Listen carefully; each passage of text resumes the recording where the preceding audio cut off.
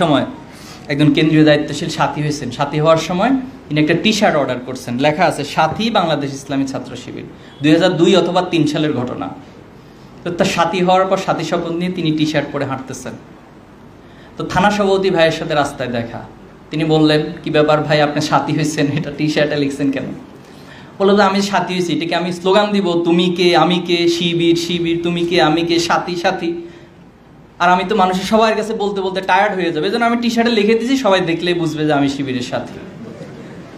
তো ওনার থানা সভাপতি ভাই খুব শান্তভাবে ওনাকে বললেন, আপনি যে সাথী হয়েছেন এটা টি শার্টে লিখে কপালে এভাবে স্টিকার লাগিয়ে অথবা তুমি কে আমি কে সাথী সাথী স্লোগান দেওয়ার বিষয় না, বরং আপনার পিতামাতা আপনার মাঝে একটা পরিবর্তন খুঁজে পাবে। যে আমার সন্তান তো 6 মাস আগে তার আচার ব্যবহার, তার চাল চলন, উঠা বসা, তার লাইফ স্টাইল তো এমন ছিল না, আজকে আমার সন্তানের ভিতরে এমন পরিবর্তন কিভাবে হলো।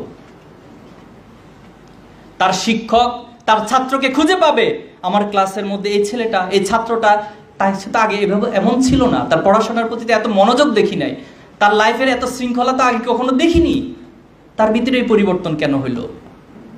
তার আত্মীয় স্বজন, তার প্রতিবেশীরা, যাদের সাথে তিনি উঠা বসা করেন, সকলেই খুঁজে পাবে যে আপনার ভিতরে এক বিশাল পরিবর্তন ঘটে গেছে। এই পরিবর্তনের কারণ কি? এই পরিবর্তনের কারণ হচ্ছে আপনি শিবিরের সমর্থক থেকে কর্মী হয়েছেন, অথবা কর্মী থেকে সাথী হয়েছেন, অথবা সাথী থেকে সদস্য হয়েছেন। আপনার পরিবর্তনটা দিন দিন শুধু ডেভেলপ থেকে ডেভেলপ হচ্ছে। সেদিনই আপনার এই সাথী পরিচয়টা সার্থকতা পাবে। প্রিয় ভাইরা, আমি আমার সাথী ভাইদেরকে এই অনুরোধ রাখবো, আজকে আমরা স্লোগান দিয়ে বলতে চাই না আমি শিবির।